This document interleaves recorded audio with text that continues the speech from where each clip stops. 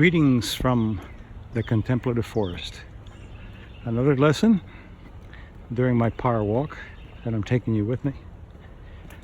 Today, on a spring day, it's going to be about how we relinquish our power and how to get it back.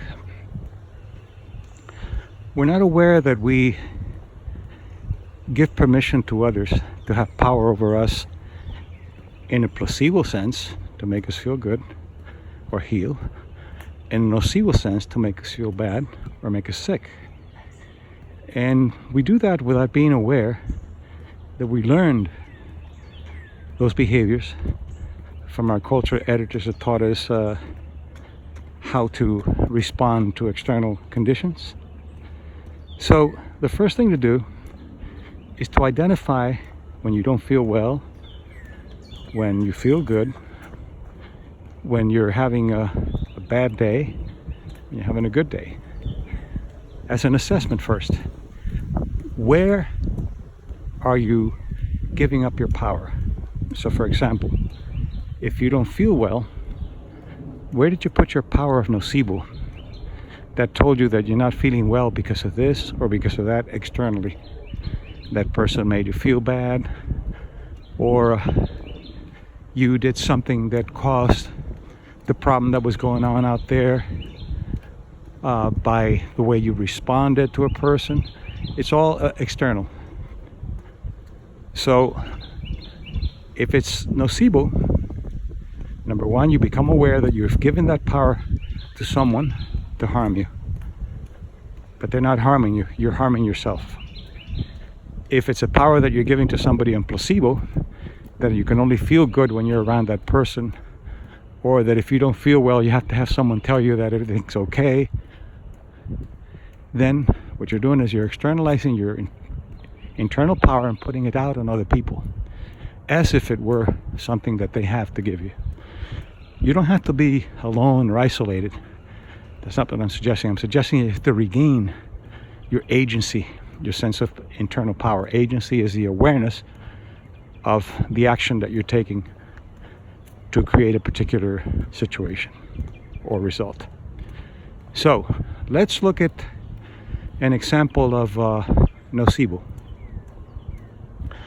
You feel unhealthy, you feel that you have a sense of helplessness, and first identify where are you putting that nocebo power outside of yourself?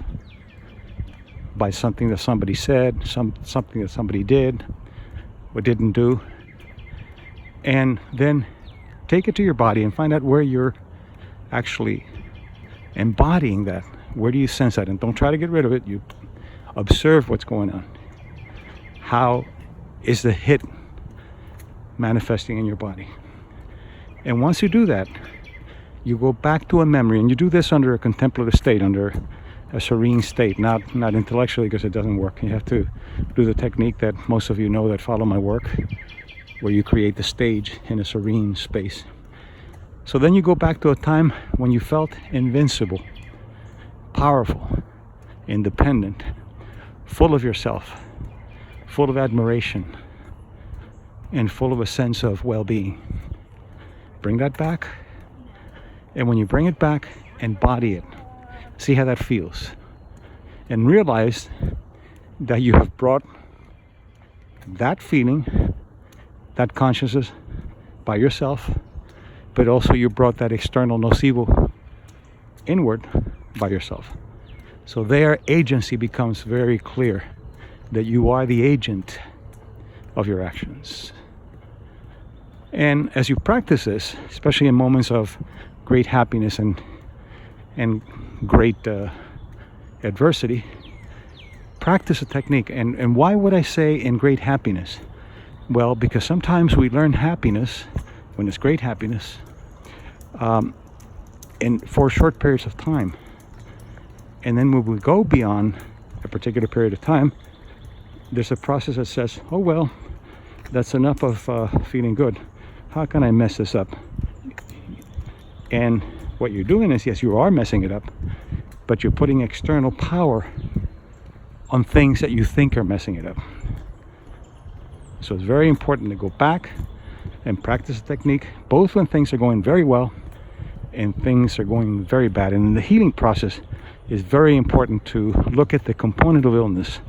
Illnesses have a certain physiological process, but acquired illness always have a learned component, something that you taught your body to get sick. Don't blame yourself.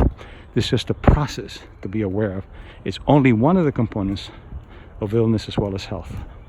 So practice looking into where you gave your power away to feel good, placebo, or to feel bad, nocebo.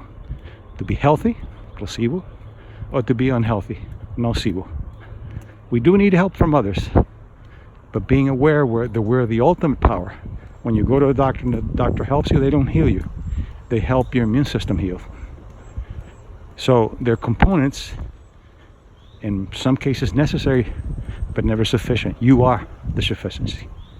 You are the sufficiency because it is your agency and the power that you have that has been acquired for the last 150,000 years as Homo sapiens, doing trial and error to create causes of health and to learn longevity culturally.